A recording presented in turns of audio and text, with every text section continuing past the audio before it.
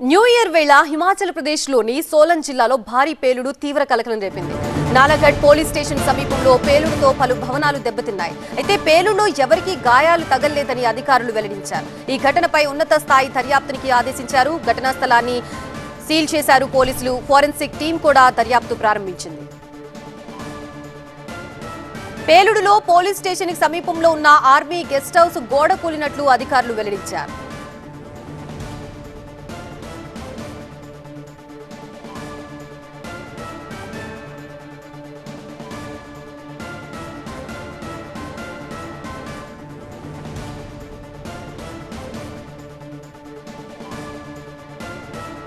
New year వేళ హిమాచల్ ప్రదేశ్ లోని సోలన్ జిల్లాలో భారీ పేలుడు తీవ్ర కలకలం రేపింది. నాలాగఢ్ పోలీస్ స్టేషన్ సమీపంలో పేలుడుతో పలు భవనాలు దెబ్బతిన్నాయి. అయితే పేలుడులో ఎవరికీ గాయాలు తగలలేదని అధికారులు వెల్లడించారు. ఈ ఘటనపై ఉన్నత స్థాయి దర్యాప్తునికి ఆదేశించారు. ఘటనా స్థలాన్ని సీల్ చేశారు పోలీసులు. ఫోరెన్సిక్ టీం కూడా దర్యాప్తు ప్రారంభించింది. ఈ పేలుడులో పోలీస్ స్టేషన్ కి సమీపంలో ఉన్న ఆర్మీ గెస్ట్ హౌస్ గోడ కూలినట్లు అధికారులు వెల్లడించారు.